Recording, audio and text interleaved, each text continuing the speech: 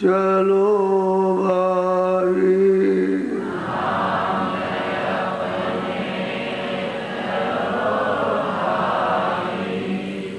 धाम अपने चलो भाई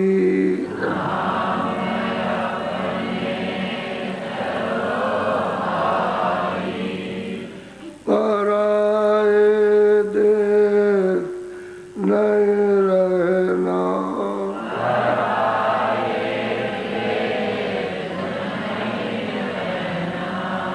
काम अपना करो जाई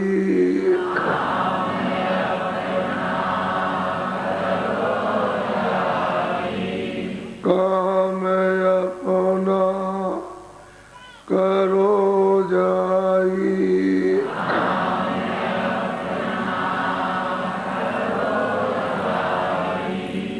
पराए काम नहीं पसना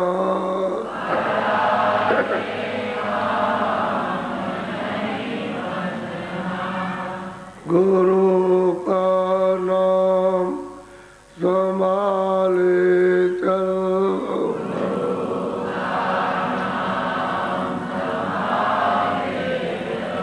गुरु का नाम संभाले चलो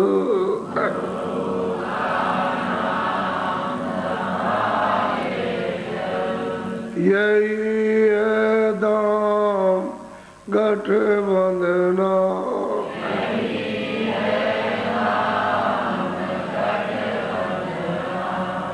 धाम अपने चलो भाई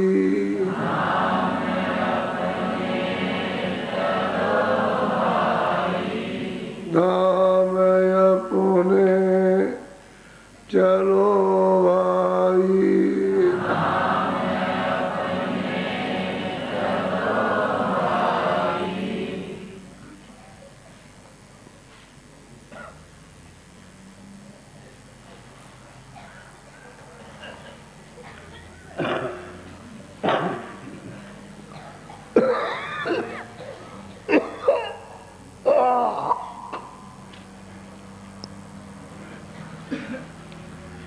सच्चा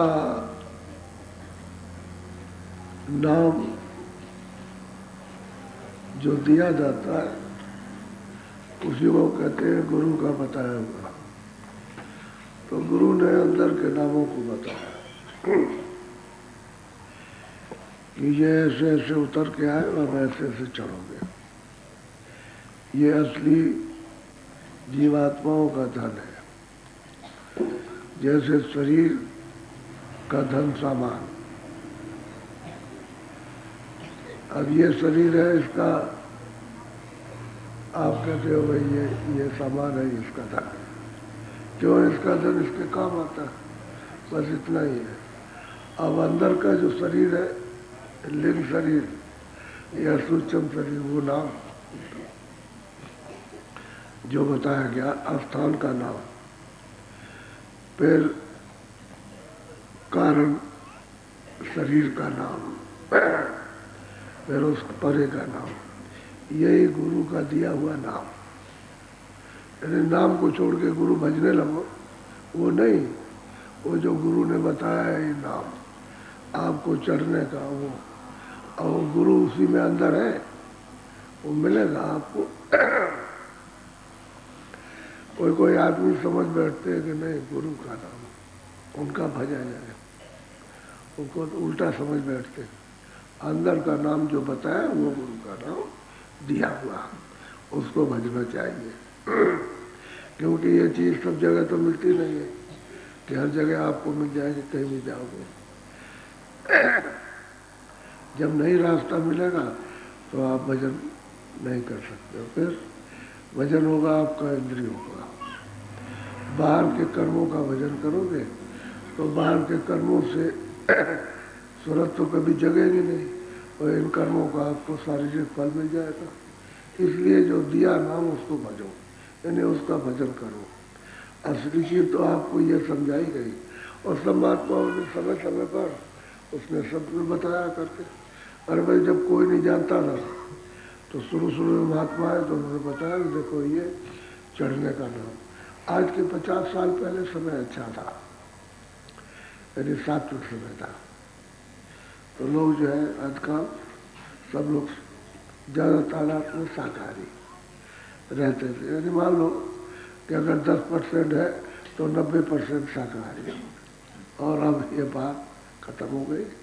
तो अब उनका मन इंद्रिया सब चलायमान हो गई और काम क्रोध।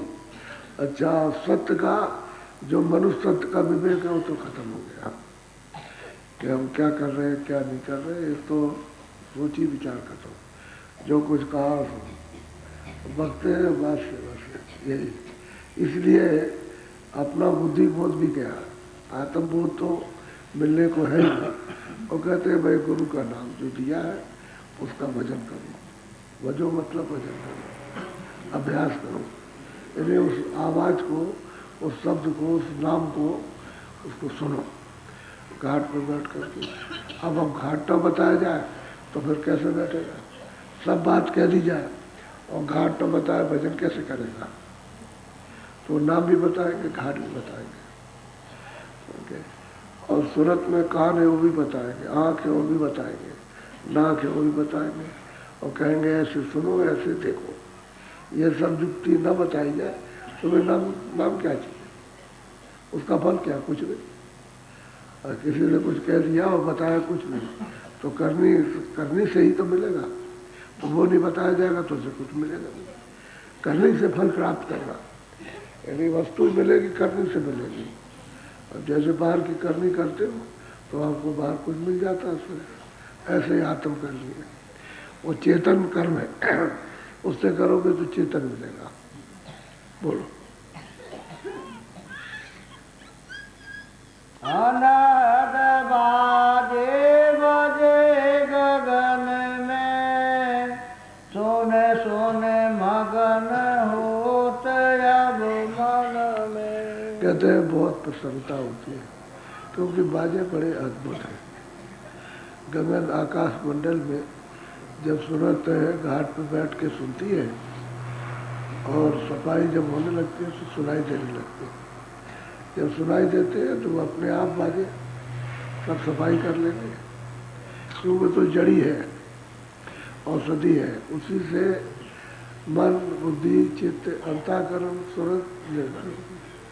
और दूसरा साफ करने का वहाँ कोई औजार नहीं है या कोई झाड़ू नहीं है कि बाहर से पानी डाल दिया और झाड़ू मार दी, वो शब्द ही है, वही उसकी झाड़ू है, वही औजार है, वो साफ, वही जड़ी है, वही बूटी है। जब वो आने लगे गगन में तो मन और सूरज दोनों सुन सुन करके बहुत मगन होते हैं, बहुत पसंद। अब जिसको मिलता है उसको कितना हर्ष और कितनी खुशी होती है।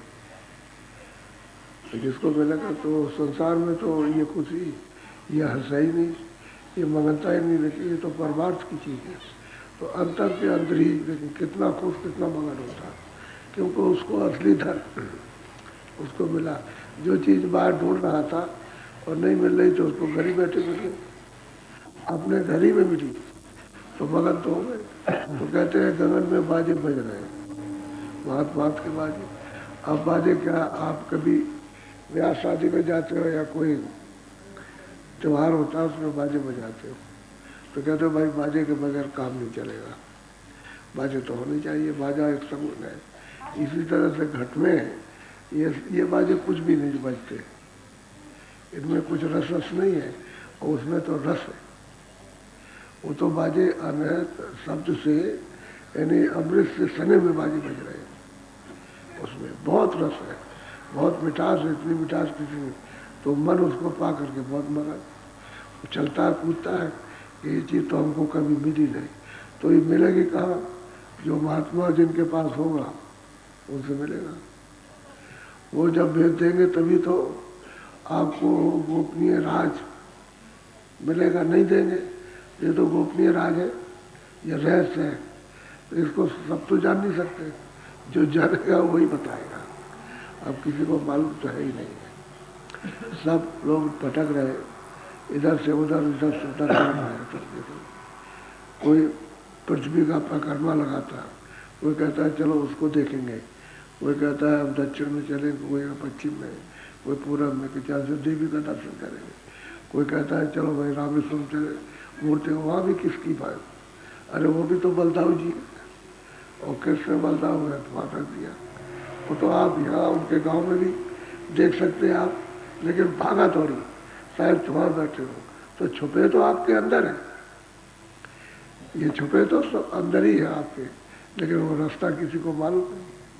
अब जब बता दिया जाए, जब आप करते हो तो होने लगता है, तभी तो प्रसन्नता होती है, खुशी होती है। बोलो। गुरु सुनावे ये धुन तन में, सोरत लगा तू भी अब घन में। कहते हैं भाई देखो, गुरु तो सुनाते ही हैं, इस तन में मनुष्य रूपी मंदिर में तो ये आवाज सुनाते, बगैर उनकी कृपा के सुन नहीं सकता। और सूरत को गन जो आकाश में दौड़ हो रही है उसमें जोड़ते। काम सब उनका ही है, लेकिन तुमको निमित्त मात्र, जैसे और काम शरीर से करते हो, ऐसे ही वो कराना चाहते हैं कि भाई तुम दरवाजे पर आकर के बैठो।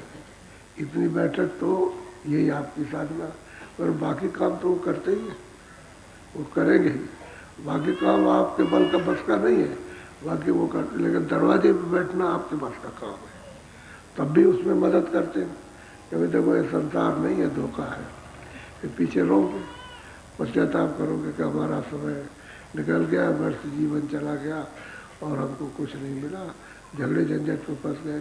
तो वो समझा समझा के आपको निमित्त मात्र दरवाजे बैठा के कराते हैं। और फिर जब दया करते हैं तो फिर धुन उसके साथ मन सूरत को दोनों को जोड़ते हैं।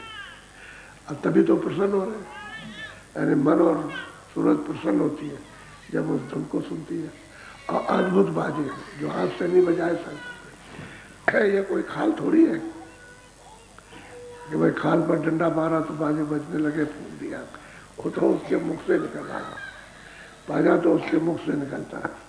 तो गगन में बजते हैं, तो गगन में बहुत बहुत के बाजे बजते हैं। सुरते भी तो बाजा बजाती हो, जैसे आप, वो भी बोलता, वो भी बोलता, तो सबकी आवाज़ निकलती है। कोई गाना गाता, कोई कुछ करता, कोई ऐसे, वहाँ भी मतलब सबके मुख से आवाज़ निकलती है, सबके बाजे निकलते। तो ये शरीर तो है नहीं, अब उसका तो कोई लिंग शरीर है, आगे सूक्ष्म शरीर है, फिर कारण शरीर है, उसमें सब हर भांत भांत के बाजे। अब यहाँ से विलक्षण है, ये यहाँ का बाजा भाता नहीं है, वहाँ के बाजे सबको प्यारे लगते हैं और अच्छे लगते हैं और मनमोहक, उसी प्रसन्नता प्राप्त करने वाले। तो गगन में बज रहे हैं, आकाश में, तो गुरु सुनाते हैं, नहीं तो ये खुद अपने आप नहीं सुन सकता, क्योंकि जबरदस्ती, यानी जबरदस्ती है, तुमको मोड़ते हैं, भाई इधर बैठो, इधर मोड़ो, दरवाजे बैठ जाओ, थोड़ा बैठ जाओ, थोड़ा इंतजार करो, तो तुमको सुनाई देने लगे। तो जब वो कसमा कसी होती है और मजबूरी उसको मालूम होती है तो बैठता है, फिर भाग जाता, फिर बैठता, फिर भागता। तो मजबूरी नहीं कराते, वो खुशी का सौदा। लेकिन तुमको विकारों की वजह से कि हमारे ऊपर दबाव डालते, दबाव नहीं डालते, वो विकार है, उसकी वजह से विकार दूर हो जाए तो फिर कहते हो तो हमारे ऊपर दया करते, कृपा कर रहे। अगर इनकी दया कृपा न होती तो हमको ये चीज़ ही नहीं मिलती। तो गगन में कहते हैं सूरत को जोड़ते हैं, जो स्थान पर बैठा हुआ है उसकी आवाज़, पहले तो बाजे सुनी है, अब वो जो घर से आवाज़ आ रही है उसमें जोड़ देते हैं, कहते हैं कि इस आवाज़ को पकड़ ले, बाकी छोड़ दे। तो जब वो आवाज़ पकड़ती है और लगातार सुनती है, उसमें मिलने लगती है, प्रवेश होने लगती है, तो ये सब आवाज़ें बंद हो जाती है, कोई आवाज़ नहीं रहती, बस एक आवाज़ रह जाती है, उसी को पकड़ के सूरत पे चढ़ती है। और वो आवाज़ इन सब से मधुर, मीठी, ताकतवर, ज़्यादा आवाज़, बहुत ज़्यादा, तो उसकी ज़्यादा आवाज़ की वजह से ये बंद हो जाती है। लेकिन ये है कि गगन में आवाज़ें सब बात की हो रही हैं, सब तरह की। बोलो।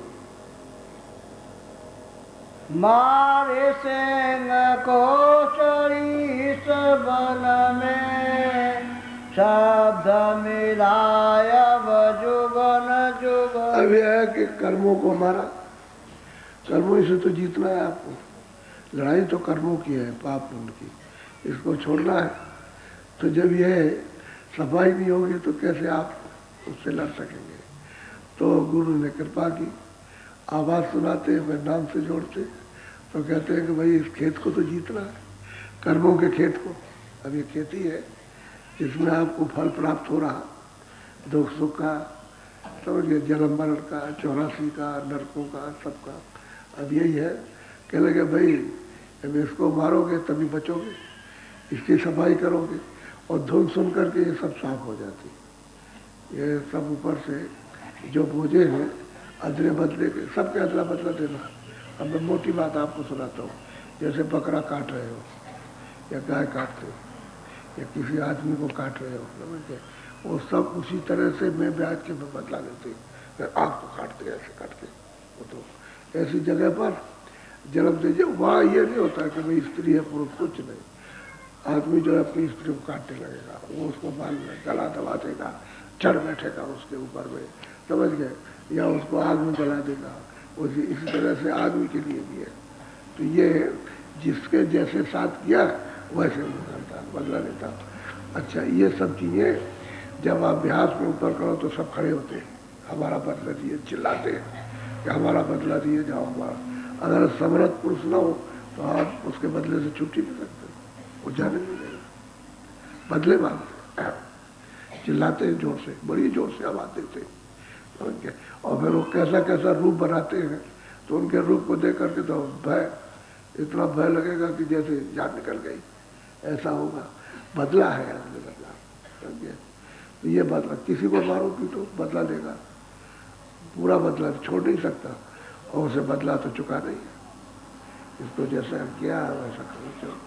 अब ये सब चीज़ें मालूम होती हैं जब ये आवाज़ें सुने, और जब ये उतरने लगे तो सब इस खेत को जीतना, ये कर्मों के खेत को, इससे निकलना आसान चीज, बिना गुरु के नहीं जाए, कोई नहीं जाए, बगैर उसकी कृपा को कोई जाएगा नहीं।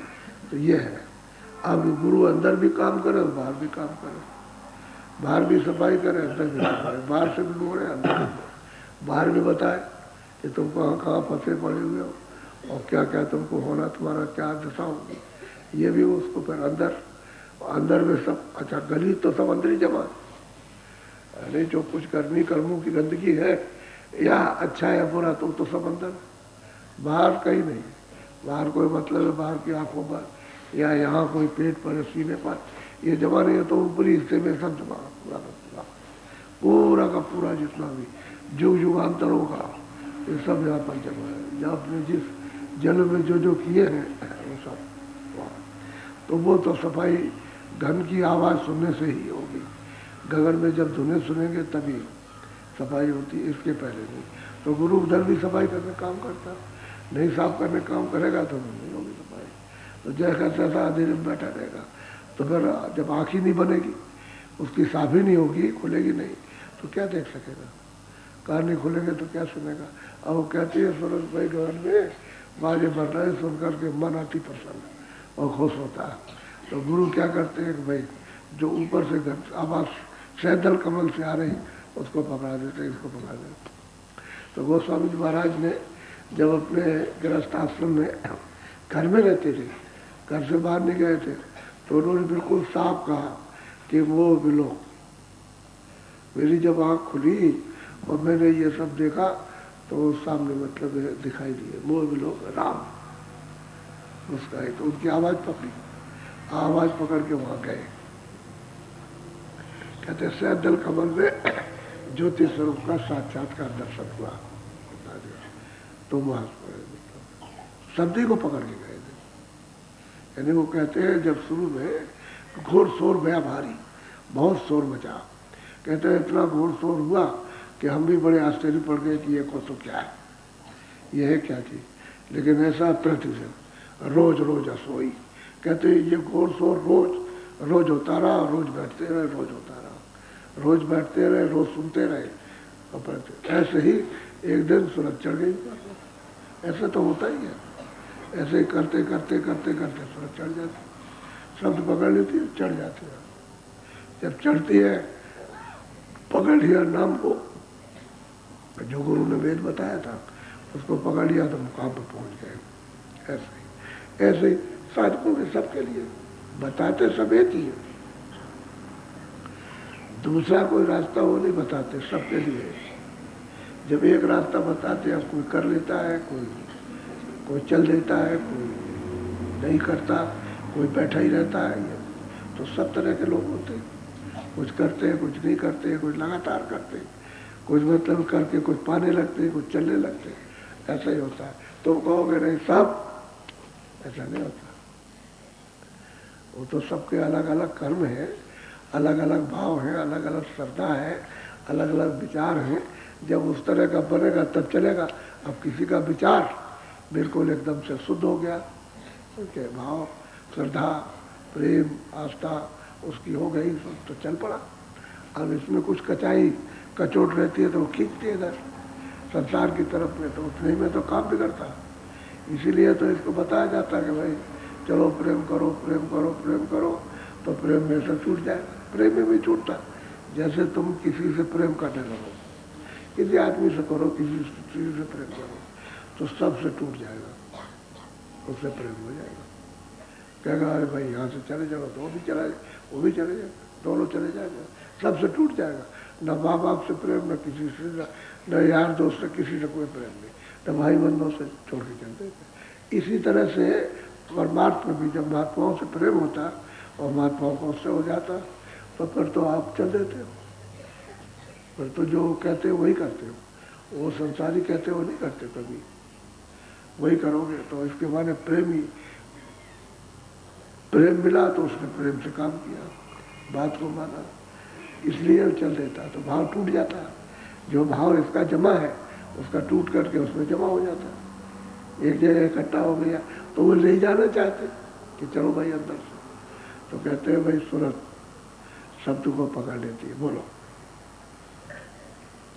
सूरत लगाई उसी लगन में, धोने जागी अब रगन। कहते हैं कि जो गुरु ने शब्द बताया था उसको, सूरत को उसने लगा दिया शब्द में, उसने लय कर दिया। अब कहते हैं जब शब्द में लय हुई सूरत, तो फिर कहते हैं रग रग में, यानी सब में शब्द गुंजार बंद करने लगा।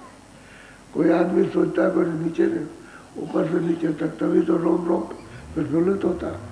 कहते हैं धुन जाग जाती है, ओत पोत हो जाती है। फिर वो अब वो लय करना चाहिए शब्द में, नाम में। तो शब्द है गगन शिखर का, शब्द है सुनसर का, क्षर अक्षर नहीं अक्षर पारा, और विनती करे जनदास तुम्हारा। क्षर कहते हैं त्रिकुटी को, अक्षर कहते हैं 10वें द्वार को, और नहीं अक्षर भगवान को पा।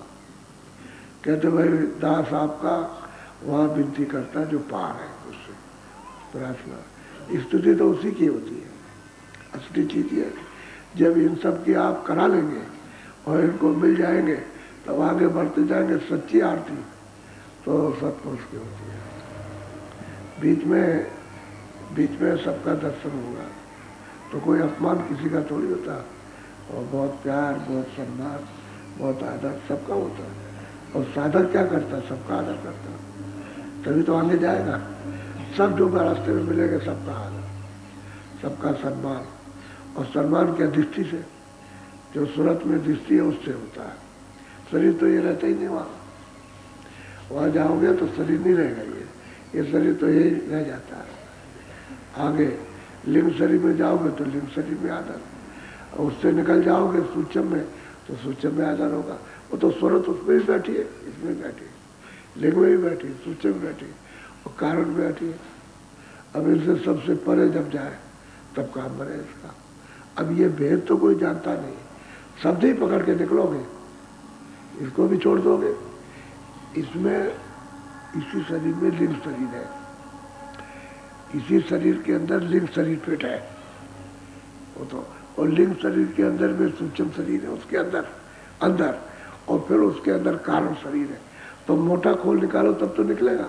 जैसे 4 कपड़े पहन लिए तो बाहर तो कपड़ा दिखाई देता, अंदर क्या पहने तो उसको उतार दिया, फिर एक कपड़ा उसको उतार दिया, फिर तीसरा कपड़ा उसको भी उतार दिया, फिर चौथा कपड़ा, तब असली तत्व तो तब मिलेगा। सूरत तत्व तो जब खोलों से निकलेगी तब सूरत और शब्द, तब मालूम होगा कि है क्या है, नहीं तो खोल में पता नहीं चलेगा। ये इस तरह से फिट है। तो साधना के द्वारा उसको निकाल छोड़ो, उसमें पहुंच जाओ उसको भी छोड़ दो, उसमें पहुंच जाओ सूक्ष्म को भी छोड़ो, लेकिन छोड़ना यहीं से पड़ेगा, इसी मनुष्य शरीर से। यही जमीन में बैठ करके, जमीन में बैठो, 4 पाई बैठो, लेकिन छोड़ना यही है, इसी जमीन से इसको भी छोड़ दो, उसको भी छोड़ दीजिए, अपनी अपनी मंजिल पर उसको छोड़ते चले जाइए। और फिर जब सूरत इससे निकल जाएगी तो फिर शब्द रोको। कहते हैं भाई हमने धुन पकड़ी और हम गगन में गए, उसका साक्षात्कार हुआ। उसमें अब वहाँ से सब धुनें रगड़ में आने लगी। अरे फिर 24 घंटे सुनो, स्त्रियाँ जब आँख खुल जाती है तो रोटी जब बनाती है चूल्हे में तो सब रोटी सफ़ेद हो जाती है, रोटी उनको नहीं दिखाई देती है, समझ गए? तो कहते हैं रोटी किधर चली गई, दिखाई वो सब अंदर की आँख खुल गई, ये सब सफ़ेद हो जाएगा। तो रोटी नहीं दिखाई तो अंदर देता, बाहर से दिखाई नहीं देता, लेकिन वो अंदर से जब देखोगे, अंदर देखते रहोगे, बाहर सफ़ेद सब। अंदर कमरे में पूरा प्रकाश हो गया, पूरा का पूरा एकदम लाइट हो गई, लेकिन आप ये समझोगे बाहर रोशनी बाहर के आगे, बाहर नहीं, अंदर की आँख खुल जाती है, अंदर ही से दिखाई देता हर वक्त। अब यही तो चीज़ किसी की समझ में नहीं आती, और जब समझ जाओगे तो हो जाएगा। अब ये महात्मा जब जान जाते हैं तो 7 को परिजनों को बताते हैं कि देखो ऐसा करो, और घाट पर दोनों रहे, घाटी पे बैठने से मिलेगा, दूसरा और कोई नहीं।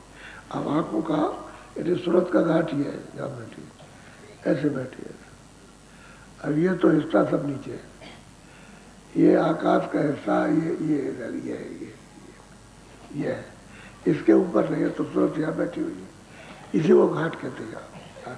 अब उसकी आँख से कान से आप काम कीजिए तो चेतन क्रिया शुरू हो जाएगी। अच्छा, और उसका काम नहीं आप करते हैं तो ये जड़ क्रिया इंद्रियों की शुरू है, बाहर के आँख, बाहर के कान, बाहर के यहाँ तो पैर, ये सब, ये बाहर की क्रिया जड़ क्रिया करते, तो जड़ क्रिया से वो नहीं मिलता, वो सूरत की चेतन क्रिया से मिलेगा। जब आप देखने का, सुनने का जब शुरू करोगे तो चेतन क्रिया शुरू हो जाएगी, तभी चेतन को आप पाएंगे। तो अब ये इतना गहरा भेद यानी किसी को पता ही नहीं चलता, ऐसे कथा वार्ता में ऐसे कैसे मिल जाएगा, ऐसे कौन बताएगा इस तरह से, क्योंकि उनको मालूम हो तब तो बताया जाए, मालूम तो किसी को होता नहीं। बोलो। सोने सोने शब्द गई सुन धुन में, दूर किए सब भूत और जिन। कहते हैं सुन करके अब उसने पा लिया, नीचे घन का भी धनी पा लिया और गगन का भी पा लिया उन्होंने।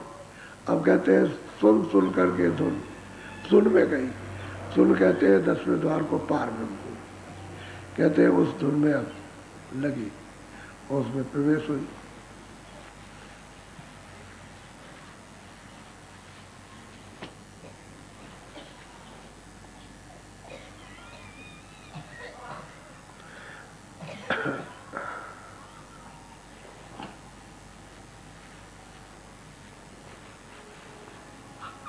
बोलो। सूरत न आवे अब कभी न में, शब्द मिला गुरु दिया। मतलब जिन कर्मों ने जो हमको भूत बना दिया, जो यहाँ 84 लिए जा रहे, नरकों में लिए जा रहे, खानों में, और तमाम क्लेश और कष्ट दे रहे, कहते हैं कि इनको सबको त्याग दिया, छोड़ दिया इनको, और सूरत अब परे जा रही। यही है समुद्र, स्थूल मंडल ही है मृतलोक, लिंग मंडल स्वर्ग बैकुंठ, सूत्र मंडल सैतल कमल, और कारण मंडल त्रिकुटी। कहते हैं इस पुल के पार हो गए, अब वो धुन में जाके समा गई, यानी उसी का रूप हो गई सुन में। अब सुन में उसका रूप जो है एक तरह का मतलब यह है कि छोटी नदी हो गया, नदी में जाकर के आप मिल गए नदी का। तो नदी का बड़ी नदियों से स्रोत है, वो मिलाप है, पानी चला जा रहा है बड़ी नदियों में, और बड़ी नदियों का स्रोत जो है समुद्र में है। अब सूरत इस रूप में आ गई कि वो शब्द रूप हो गई, एक तरह से छोटी दरिया हो गई। अब बड़ा दरिया में जाएगी तो बड़े दरिया, फिर बड़ा दरिया का संबंध सागर से, सागर में पहुंच जाएगी। अब कहते हैं भूतों को, इन कर्मों को, इनको सबको छोड़ दिया, निकल गए इनसे सबसे परे। अब जब तक तब तक खींच लेंगे। और मतलब है कि पुण्य भी तो खींचते हैं कि तुमने भोग लिया फिर चले आओ। सूक्ष्म लोक में सैदल कमल में रहो, वहाँ बहुत से लोग हैं उनमें रहो, और वहाँ भोगने के बाद फिर आ जाओ। और कारण लोक में भी ऐसा ही है कि ब्रह्ममंडल में रहो, उसमें उससे भी ज़्यादा लोग हैं, उसमें रहो, फिर वो फिर वहाँ से यहाँ आ जाओ। अब इतना ही है कि 100 बरस, कहीं 500 बरस, कहीं 1000 बरस, आखिर आना आपको फिर यही। तो कहते हैं भूतों से निकल गए और सुन की धुन सुनी, उसमें मिल गए, सूरत का नदी रूप हो गया। अब बहुत ताकतवर हो गई। अच्छा, मन यही भूत छूट गया, वो तो मन बुद्धि चित्त जितने भी हैं ये तो सैदल कमल पे छूट गए, ये तो ऊपर नहीं जा सकते। सैदी कमल में भंडार है इनका, वहीं पर भंडार है, अपने अपने भंडार में ले हो गए। अब आगे ऊपर नहीं जाएंगे। कारण शरीर में है नहीं, कारण शरीर में तो शब्द स्पर्श रूप रस गंध है, बस 5 तत्व और कुछ नहीं है। और सूरत उनके ऊपर आवरण बहुत बारीक। सूरत को जब आई तब तो पता नहीं चला, लेकिन बाद में जब नीचे उतर आई तो मालूम हुआ उसको हमको कपड़ा पहना दिया गया, ये मोटा कपड़ा, वो बारीक कपड़ा। वो बारीक है, चाहे जितना डाल दीजिए उसमें सब दिखाई देगा, महसूस नहीं होता है ऐसा कपड़ा। और जब इसको भी अलग निकल गई तब क्या गई, तब सुन की धुन में रमा उलय हो गई, उसी का रूप हो गई शब्द का। अब यहाँ तो दरिया है, नदी है, बड़ी नदी मिलेगी उसको तब जाए। अच्छा, सुन के ऊपर में 10वें द्वार के ऊपर इसका साक्षात करने के बाद उसके ऊपर ही प्रयाग है। प्रयाग उसको कहते हैं त्रिवेणी संगम, वहाँ उसमें स्नान करती है तो फिर दरिया पर बड़ा दरिया हो गया। अब वो समुद्र में चली जाएगी, ये है।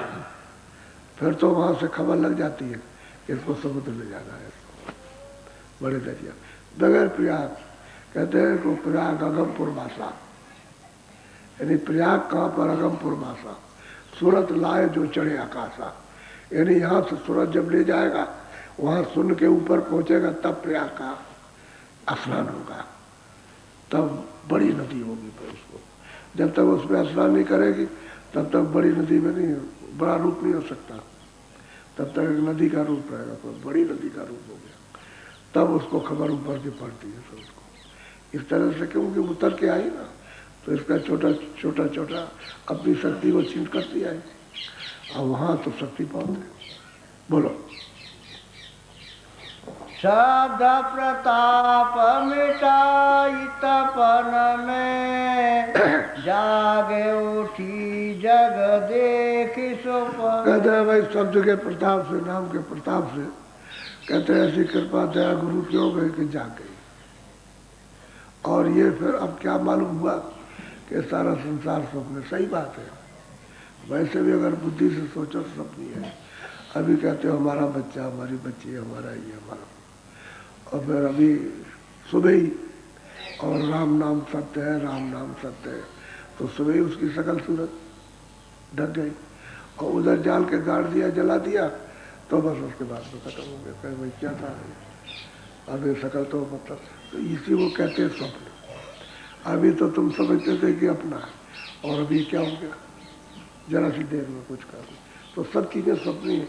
और छोड़ के चल दिया, छोड़ के चला गया। मैं अयोध्या में अपना कार्यक्रम कर रहा था, और जो दिखाने के लिए तो ये था कि लोगों को बता दें कि यज्ञ कैसे होता है।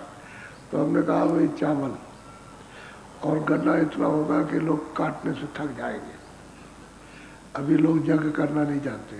तो वहाँ कर रहे थे तो एक आदमी आया, 3 बसें आई, उसमें बहुत से आदमी आए और वो इतना धुआं उसमें से उठा। वो सामने हो रहा था, उस पार जल रहा था, इस बार लोग थे तो भी लगे थे। जैसे ही उसको जलाया, आग लगी, उसमें से धुआं उठा, इतना धुआं कि सारी अयोध्या को छा दिया उसने। कुछ भी अयोध्या, कुछ भी पुल वगैरह कुछ भी दिखाई नहीं दे। तो हम बैठे थे, हमने भाई तुम इसको पकड़ो, ये इसको जगसाला को इसको पकड़ो। इतना तूफान उठा, जितने टेंट लगे थे उसके चिथड़े, टेंटों के चिथड़े, उसका क्या हुआ, बारिश हुई उसकी। मैंने कहा देखो ये होता है, एक पाप का फल होता है। फिर पूछा गया कि भाई कोई आदमी था, तो कर्म बरस गए, तुरंत कर्म बरसते, आंधी आई, पानी बरसा जोर का, और सब उखड़ गया और तमाम झोपड़ियाँ उड़ गई, लोगों की झोपड़ी उड़ गई उस समय, और उन सब मैदान में सबके सब उड़ गए। अच्छा, फिर गिर गया वो, जग सारा गिर गया, फिर उसको उठा करके लगाया। तो कहने का मतलब यह है कि ऐसे ऐसे कर्म इन्हें अशुभ मनुष्य करता है कि वो जाते जाते उसका बरसता है, लोगों को बरसता उसका। तो ये राज जो है ये अंदर जाकर के ही पता चलता, ऐसे नहीं पता चलता बाहर। तो कहते हैं भाई नाम के प्रताप से सूरज जाग गई, और जाग गई और जब जगी तो ये सारा संसार स्वप्न बना है, सारा संसार स्वप्न। अभी तो आप समझते हो सब सत्य है, कुछ नहीं, सब छोड़ के ऐसे ही चल जाओगे, न कोई दिखाई देगा, न कुछ ले जाओगे, और न तुम्हारा शरीर जाएगा, यही सब मिट्टी में मिल जाएगा। और देख रहे हो आप सबको, लेकिन फिर यह है कि माया का, अज्ञान का ऐसा आवरण है कि उसमें अब शब्द पकड़ करके जाग गए, और ज्ञान हुआ। जब सूरज जगी, मन के बखेड़े को छोड़ दिया, इन भूतों को नीचे छोड़ दिया, परंतु ऊपर चली गई, वहाँ तो ये बखेड़ा नहीं, तो कहते सारा संसार स्वप्न है। अब ऐसी कृपा दया यानी लेनी चाहिए, और दया मिलती है। अब यह है कि दया को बांटते जाओ, और दया फेंकते जाओ तो कोई क्या करेगा।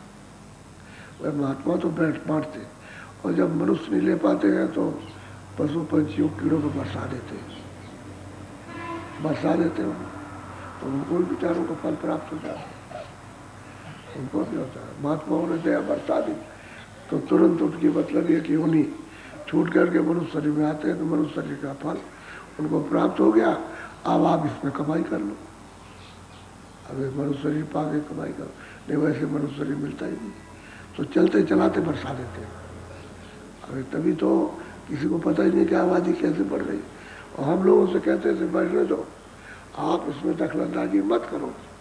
हम बराबर कहते थे कि कोई भी दखलंदाजी मत करो, जो आबादी बढ़ती है उसको बढ़ने दीजिए, उसने प्रारब्ध बनाई है, वो प्रारब्ध का करता धरता सबके बना देगा कि मैंने इस शरीर के लिए ये रखा है सामान, तो आपको मिलता है, आप क्यों ठेकेदार बनते हो, सब स्त्री पुरुष। फिर मैंने कहा कि अगर तुम इसको मारोगे तो तुम भोगोगे, जो बच्चे पेट में आ जाए उनको कभी मत मारो, भूल के भी नहीं मारना चाहिए, नहीं तो इतना पाप लगेगा कि तुम फिर उस नरकों से नहीं छूट सकते हो।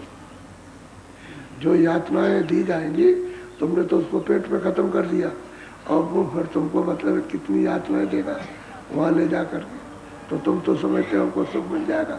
अच्छा, क्या सुख मिला, क्या सुख किसी को मिला?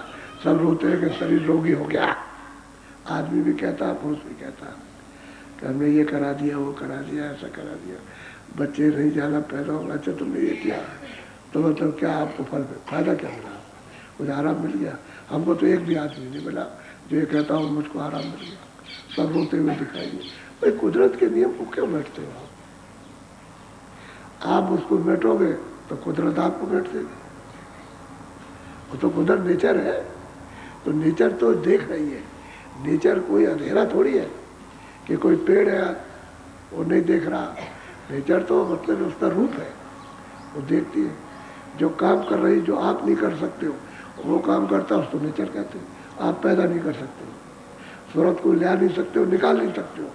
और वो निकालती भी हो, डालती भी हो, निकालती हो, डालती, उसी को नेचर कहते हैं, उसी को प्रकृति कहते हैं। तो प्रकृति का मतलब ये है कि एक पुरुष है, वो काम कर रहा, अब उसके नियम को आप बिगाड़ रहे हो। तो ये उसका ऋषि मुनि यही बात तो बताते थे, आप ब्रह्मचारी हो जाओ, चलो एक ही बच्चा करो, ब्रह्मचर्य का पालन करो। तो ये क्या करते हो आप? तो हम इनको बताते रहे तो सुनते रहे। अब वो सब तरह से जिल्लत में फंस गए। अब तुरंत कहती है भाई शब्द से निकलोगे, दूसरा कोई रास्ता नहीं।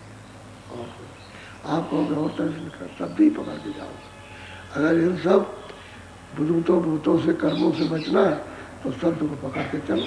अब वो ये है कि मिलना चाहिए राह की, मगर उसके कोई बताने वाला नहीं। तो आपको जो जो चीज़ बताए उसको करो बैठ के, ताकि तुम्हारी सूरत शब्द को सुन के उसके साथ में जुड़ने लगे। और ये बात सच है कि जब जब आवाज़ आपको सुनाई देती तब बहुत मगन मस्त होता है, मन बहुत प्रसन्न होता है। ये सूरत भी बहुत हर्षित होती है, क्योंकि सूरत तो चेतन है ही और शब्द भी चेतन है, तो उसे तो हर्ष होगा ही। लेकिन उसके साथ जो मन लगा हुआ, बुद्धि चित्त लगे हुए, ये पीछा नहीं छोड़ते हैं, तो उनको भी प्रसन्नता होती है कि भाई चलो हमको आनंद मिला। आनंद है उसके साथ, नाम के साथ, शब्द के साथ आनंद है। तो अब उसको कहते हैं कि क्या कही।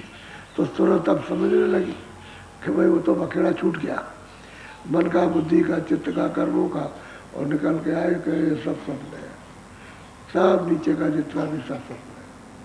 क्योंकि स्वप्न होता कैसे छूटता है? छूट गया तब तो पता चला कि स्वप्न है। और जब उसी स्वप्न में पड़े हुए स्वप्न देख रहे हो तो आपको क्या मालूम कि ये स्वप्न है? जब सत्य को नहीं पहचान रहे हो तभी स्वप्न नहीं जान रहे हो, और सत्य को पहचान लो तो स्वप्न समझ रहे हो। बोलो। अंतर पाऊं शब्द रतन में, शब्द शब्द संग करूं गबन में। कहते हैं भाई अंतर में यानी शब्द को शब्द रतन है, और कहते हैं शब्द को पा जाऊंगा तो गमन करूंगा। गमन यानी अपने घर में चला जाऊंगा, शब्द ही से जाएगा कि शब्दों की पौड़ी है।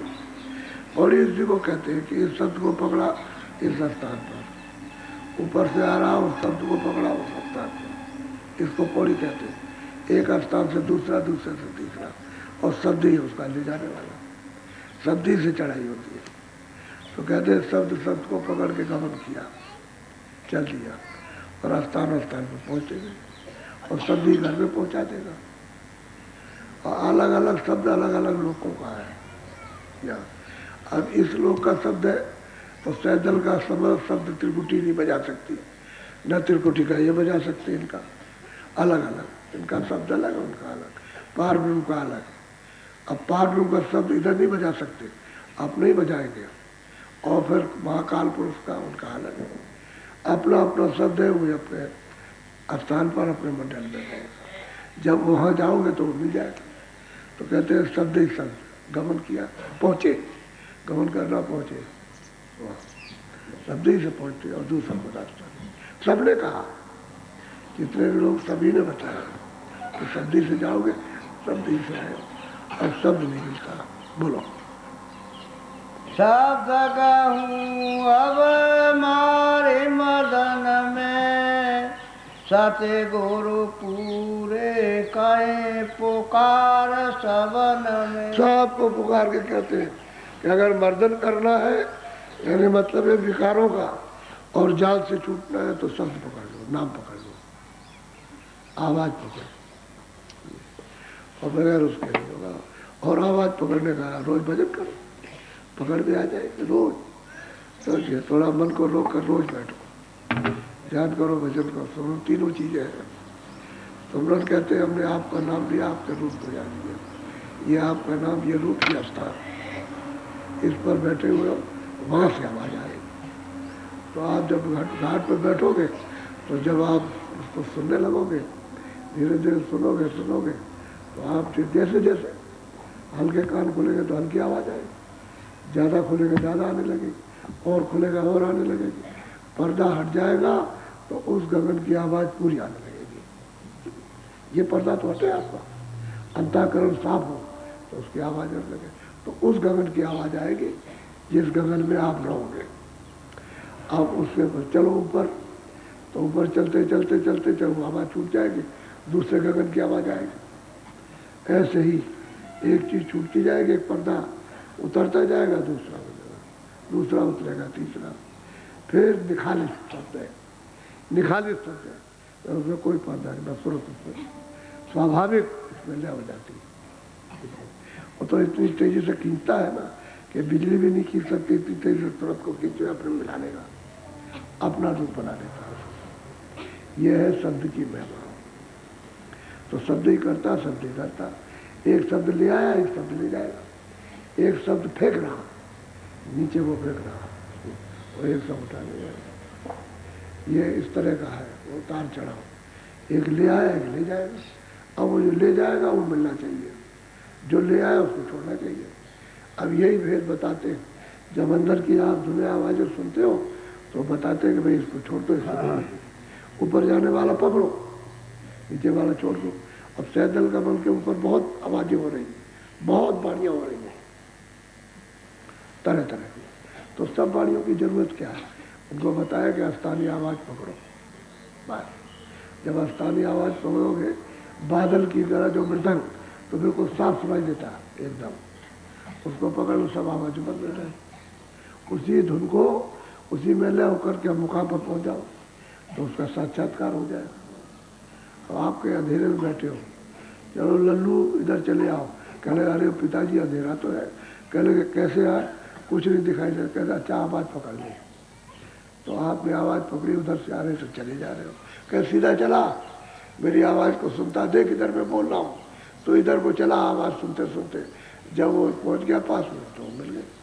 ठीक ऐसा ही है, आवाज़ पकड़ोगे तभी वो बोला कि आओ मेरे पास में, तो यहाँ तक आवाज़ आ रही है, ये आँखों तक, अंदर की आँख कानों तक आ रही है। तो कहता हूँ इधर चले आओ, उधर कहले अंधेरा है कि आवाज़ को पकड़ लो, आवाज़ को पकड़ लोगे, चलते चलोगे तो अंधेरे से निकल जाओगे। इसी को कहते हैं पर्दा हट गया।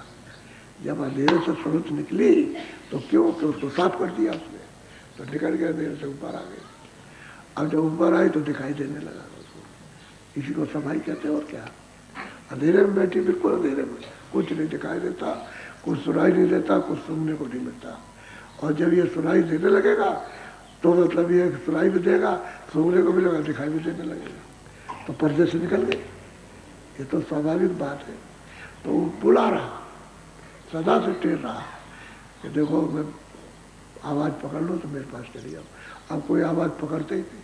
अच्छा कभी कभी किसी को सुनाई देता है ना, जिसको गुरु नहीं मिले और सुनता है, तो वो डर लगता है, मेरे पास आता है कि ऐसी आवाज़, मैं पहले नामदान ले ले, तब तुझे समझ में आ जाएगा। जब नामदान लेता तो कहता अरे मैं तो जानती नहीं, तो मेरे तो पहले ही आवाज़ आ रही थी। अरे वो महात्माओं की कृपा थी, तेरा फूल का कमाया हुआ रखा तेरे पास में, उसको मतलब ये तो फेंक रहा। जब उसको भेद मिला तो समझा, तो लग गया उस आवाज़ के साथ। फिर कोई डर नहीं उसका, पहले डरता, खौफ के मारे मारा मारा फिरता, झाड़ा फूकी करता, वो कहता आवाज़ें आती इस तरह की आवाज़ें। तो इसको जब बताया बैठा भजन पर, तो वह बेटा निकल गया।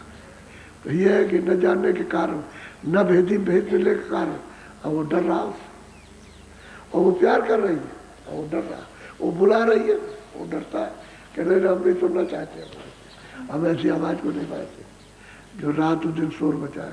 और जब बताया तो बस वही उससे प्यार हो गया। आवाज़ तो प्यारी है और प्यार करती है आवाज़, वो तो चेतन है। तो इसलिए शब्द की कमाई करो, कहने का मतलब रोज सुमिरन ध्यान भजन हर रोज।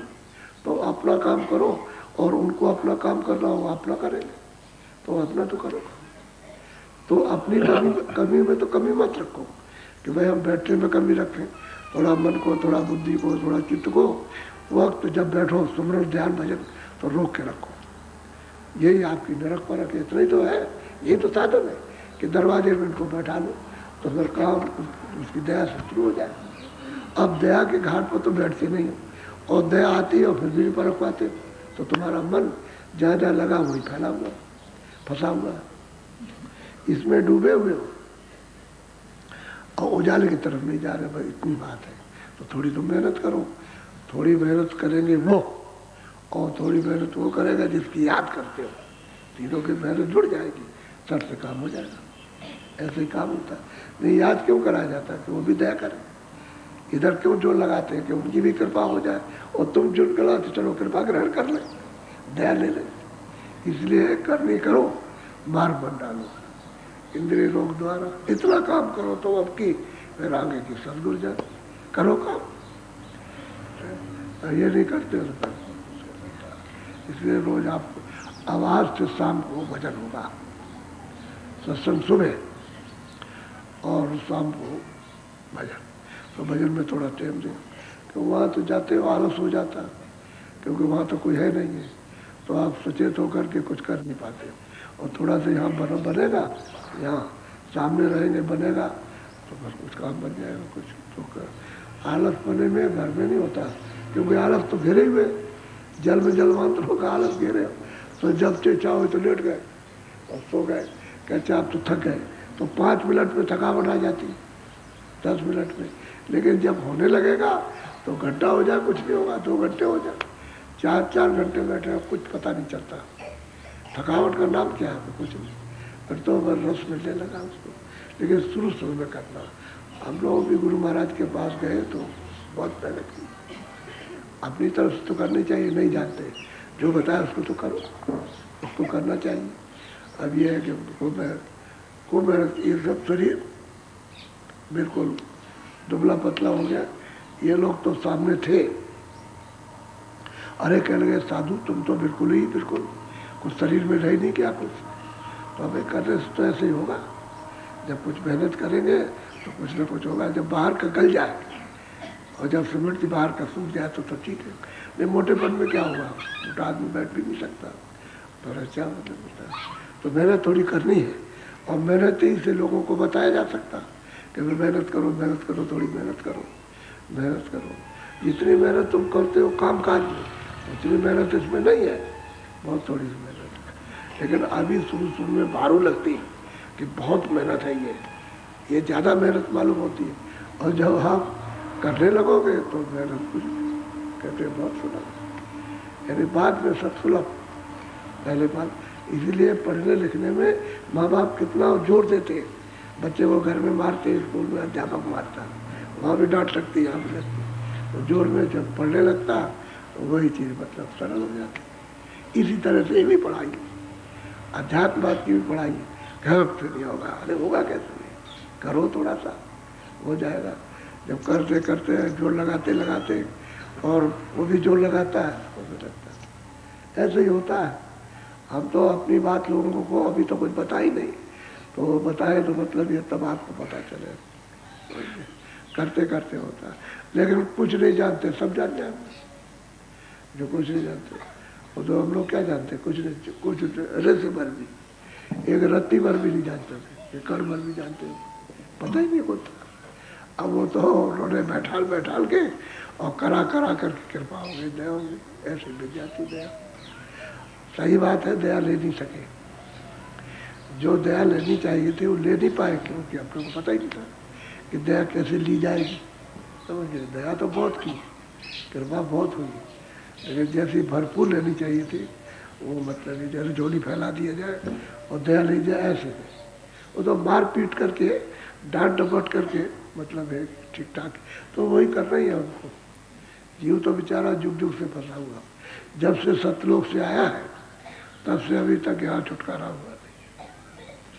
अब कितने समय बीत गया, कोई उसका लेखा जोखा यानी गिनती में तो आता नहीं। इतने दिन हो गए यहाँ आए हुए, इस देश में आए हुए, तो अपने देश को तो सब भूल ही गया, सब भूल गया, कोई चीज़ नहीं रह गई जरा भी याद। और महात्मा याद दिलाते हैं तो कभी कभी होश आता है। और फिर जब पहुँचाया, जब भक्तों ने भक्ति की उनकी, और जब बताया तब संस्कार पड़ा। तो संस्कार पढ़ने के बाद में तभी ये इच्छा जगती है।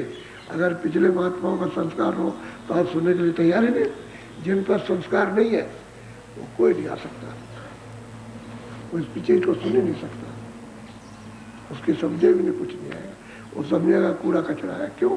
कि यहाँ कोई रुचिदायक तो चीज़ है नहीं कि भाई कुछ रुचिदायक हो बाहर की, वो तो चीज़ है नहीं। इसलिए संस्कार महात्माओं का अनिवार्य जरूरी है। और बच्चों पर तो डलवाई देना चाहिए। माँ बाप को अगर चतुर हो तो बच्चों पर संस्कार डालेंगे, बच्चे आगे ठीक हो जाएंगे, अच्छे निकल जाएंगे। संस्कार पढ़ना चाहिए उनको। और जब तक उन्हें चेतना नहीं आती तब तक तो ठीक है, खेलते कूदते रहेंगे, लेकिन ये सब बातें उनको याद हो जाएंगी। हमने कई लोगों को बचपन काल में उनको नामदान दे दिया कि माँ बाप के साथ आए तो भी नामोली से करने लगे। अब उनको बात तो याद रही कि हमको ऐसे बैठाए थे। अब वो कम से कम 20 साल के बाद मिले। अरे कहने का महाराज, मैं बचपन में माँ बाप के साथ जाता था और आप सुनाते थे तो आपने मतलब बताया था कैसे बैठ के सुनना, समझ गया तो मैं बैठता था।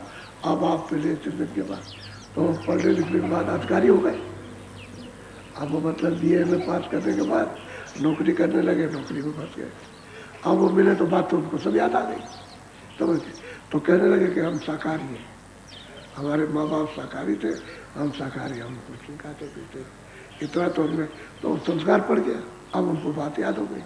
अब सत्संग सुना तो वही तो नामदान लिए हुए थे, लेकिन अब वो थे और तब ये बैठ के सबके साथ नामदान फिर से ले लिया और मैं भजन करने लगे। ऐसा ही होता है।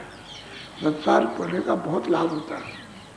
संस्कार तो डलवाने चाहिए, वो तो अति चीज मतलब है कि गंभीर और आपके लिए लाभदायक है। सुरतों के जागने की बहुत बड़ी चीज है, उससे जाग जाते। अच्छा बोलो जय गुरुदेव। आप लोग इस पर विचार करो सो, यहाँ सिवाय सत्संग की कोई दूसरी चीज नहीं है। तो आपको ये जानना चाहिए कि सत्संग के सिवाय और कोई चीज यहाँ मिलती नहीं है। तो इधर अकेले बखेड़े कुछ मत समझो, सत्संग सुनो, उसका काम करो। सब लोगों को ये बात समझाई जाती है प्यार से, और सब अपने काम में लगे रहोगे। किसी के काम से क्या मतलब, अपने काम में लगे रहो। सबसे काम भजन में लगो, इसीलिए आते हो, सेवा करते हो, वो भी एक भजन है। उससे हम तुम्हारे पवित्र हो रहे हैं और तुम मेहनत कम होगी। यानी जो भजन में मेहनत करना है, भजन करोगे सरल हो जाएगा। इसलिए सेवा कराई जाती है कि सरलता है, अंग पवित्र हो जाते, निर्मल पवित्र अंगों पर मन बुद्धि चित्त ये सब बैठे हुए हैं, तो मतलब ये है कि वो पवित्र हो जाते हैं, तो भजन आसान हो जाता है। ध्यान भजन सुमरन आसान होता है। तो सेवा तो है, सत्संग सेवा भजन ये है। अब ये है कि वो कुछ भी वर्णन करे, लेकिन कहेंगे जरूर कि सत्संग और सेवा हो भजन, ये 3 चीजें। अब जो अभी आ रही भीड़ आ रही है, हमारे पास सूचना आ रही है, बहुत भीड़ होगी, बहुत। यानी जो अभी गुरुपूर्णिमा का हुआ था कार्यक्रम, उससे बहुत ज़्यादा भीड़ होगी अभी सुनने को। तो अब अभी जो लोग यहाँ रहेंगे तो उस सेवा करेंगे। वही सेवा किन के लिए? उनके लिए। वो आएंगे उनके लिए सेवा करेंगे। आप लोग यहाँ रहते हो, वो दूर से आएंगे चल करके, उनकी सेवा करोगे, इससे आपका भजन सुलभ हो जाएगा, आसान हो जाएगा। यही सेवा है क्या? संगत की सेवा बड़ी सेवा होती है, और महात्माओं की सेवा तो कुछ है ही नहीं। और तो संगत की सेवा ही महात्माओं की सेवा, वही उनकी सेवा थी। संगत की सेवा बड़ी सेवा बोली जाती है कि संगत आएगी, मतलब किसके लिए? दर्शन करने के लिए, दर्शन देने के लिए। तो सेवा करें संगत की, तो ये इससे बड़ी प्रसन्नता होती और इसी से परमार्थ मिल जाता है। जो परा तत्व है, आत्म तत्व इसी से मिलता है, ऐसे नहीं। तो आप लोग सेवा में लगे रहो, देखो कितने लोग आएंगे।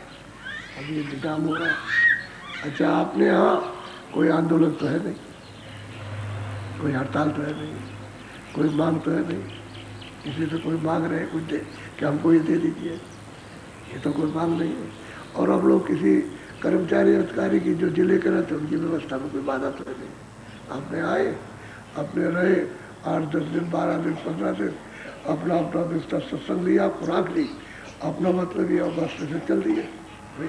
अब ये जरूर प्रार्थना करते हैं कि बड़े लोग आएंगे तो थोड़ा सा ट्रेन वैन की सुविधा रहेगी, तो ये आप चले भी आएंगे, चले भी जाएंगे, तो आपको पैसा मिलेगा, यदि आमदनी होगी आप इतने लोग जो यहाँ आते हैं, आमदनी होती है उसको, वो सरकारी खजाने में जाएगी, सरकारी खजाने में जाएगी, पब्लिक के काम आएगी, जो इंतजाम करते हैं उसके काम आएगी।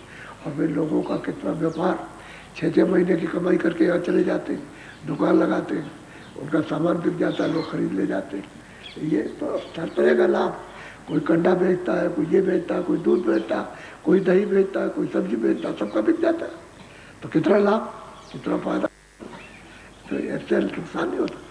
पहले के राजा क्या करते थे, चलो मेला वहाँ लगेगा, वहाँ मेला लगवा दिया उसी में, ये मेले लगवाइए आप, तो आमदनी तमाम बसों की और तमाम मतलब ये कि गाड़ियों की, इनकी सबकी आमदनी, और यहाँ लोकल आमदनी, जगह जगह मेले लगवाते जाए, उसका इंतजाम कीजिए तो देख लीजिए अपने आप आमदनी।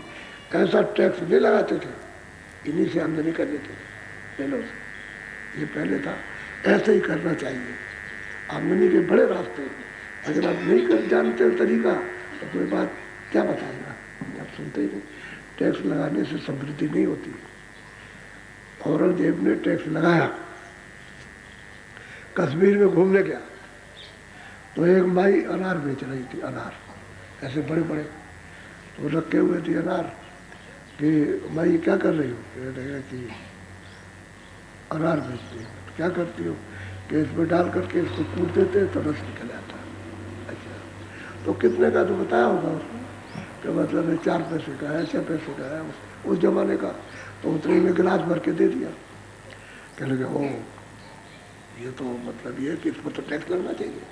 तो उसने औरंगजेब ने टैक्स लगा दिया, टैक्स लगा दिया। फिर जहाँ मतलब 2 अनार में 1 गिलास यानी रस निकलता था, तो फिर कश्मीर में गया, वहाँ जा कर के उसने कहा कि भाई क्या बेच रहे, क्या अनार बेच रहे। अच्छा रस निकालो, तो मतलब रस निकाला तो 6 अनारों में थे, उसमें 1 गिलास रस निकला। कह लगे कि पहले तो हम आए थे तो 2 अनार में 1 गिलास भर गया था, और अब 6 में। कह लगे कोई एक राजा आया था, वो टैक्स लगा गया था, तो कुदरत ने उसकी बरकत को छीन दिया। तो वो तो बादशाह ही था, बुढ़िया तो उसको पहचान नहीं पाई। वो तो बादशाह था, उद्गार का चाहो मंत्री, चलो चलो जल्दी करो, इस टैक्स खत्म करो। जब कुदरत हमारी आमदनी को छीन लेगी, ठीक ऐसा ही है कि कुदरत छीन लेती है आपकी आमदनी को, आप उस तरीके प्रसन्नता से लो, खुशी से। जो चीज़ खुशी से लोगे वो कितना भी खर्चा हो जाएगा वही फलेगा फूलेगा, और जबरदस्ती लोगे वो नहीं होगा, वो कुदरत छीन लेगी आपकी आमदनी को, समझ गए। अब देखो उधर में आप मोटी बात बताते हैं, और देखो चिल्ला रहे कितने आदमी 25,000 मर गए वहाँ उड़ीसा में उधर में, और कितना नुकसान हो गया, और कितने जानवर मरे, फसल मरे। अब आप रुपया कोई मांग रहा है 27 अरब दे दिए, कोई 25 अरब, कोई 10 अरब, कोई 5 अरब, और रुपया नहीं खजाने, तो बताओ किधर से आएगा। उधर लड़ाई हो रही है, उसमें खर्चा उधर ये हो रहा, सूखा राजस्थान में पड़ गया, कितने जिले सूखाग्रस्त हो गए, ये हो गया, कुदरत ने खींच लिया। और जब खींच लेंगे आपके आमदनी से होते हैं, अब परेशान सब, वो भी परेशान, आप भी परेशान, सब परेशान। इसलिए कुदरत के काम में दखलंदाजी नहीं, आमदनी करो लेकिन खुशी से करो, प्रसन्नता से लोग दे। तो ऐसे राजा पहले बड़े होशियार थे, जगह जगह मिला करते, उससे आमदनी हो जाती, हम खुशी से चलाते थे, टैक्स नहीं चलाते थे। ये बात पक्की है। अभी हम लोगों के ज़माने में टैक्स नहीं लगता था, हमने तो राजाओं का राज देखा है। अभी सब राजे थे, चाहे ग्वालियर का राज हो, चाहे रीवा का हो, चाहे इधर का हो, चाहे जयपुर का हो, राज देखा हो। और कोई चोरी वोरी किसी भी नहीं होती थी, सब सामान छोड़ दीजिए आप ऐसे ही चले जाइए, कोई नहीं उठाता, जैसा का तैसा पड़ा होगा। अभी तक तो राजाओं के राज में तो टैक्स लगता नहीं था, तो ऐसी आमदनी से टैक्स लगा कर लेते थे, मामूली सा बस होती। अब तो यहाँ भरमार है, तो अब कोई क्या करेगा, तो कुदरत खींच लेगी, कुदरत खींचेगी तो आप कितना भी बढ़ाते जाएगी, कुछ नहीं होने वाला, सब रोज चिल्लाओ। इसलिए अपना तो ये कोई काम है नहीं है, अपना तो बता देना है कि भाई ये रास्ता है, इससे चलो तो लाभ हो जाएगा, मत चलो मत चलो मत चलिए, ये सब बताते रहे। सही हम अपने उपदेश में लोगों को 40 साल से बराबर बता रहे और कह रहे बराबर। और उस समय पर जब थे तो 1 रुपए का यानी चना सिर पर रख करके नहीं ले जा सकता कोई, बाजार से खरीद करके नहीं ले जा सकता, इतना सस्ता चना था। समझ गए?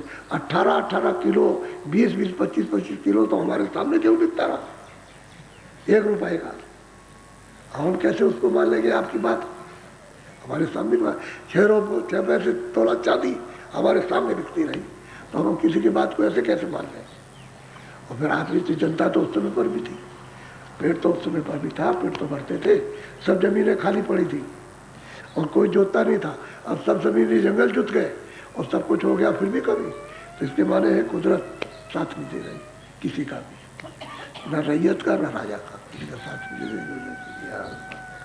अब यह है कि महात्मा जब बताए तो होशियार रहना चाहिए, सबको उनकी बात सुनना समझना चाहिए कि भाई इसमें राज क्या, तो कुछ उनकी भी बात को समझ के कुछ नाप तोड़ के करके चलना चाहिए, तो फिर आराम मिले।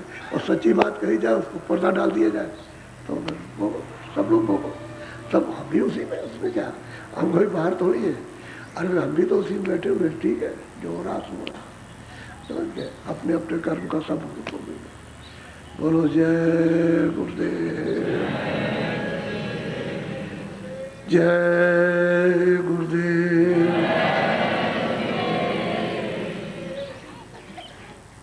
अच्छा आप थोड़ा भजन बैठ जाओ, पढ़ो भजन।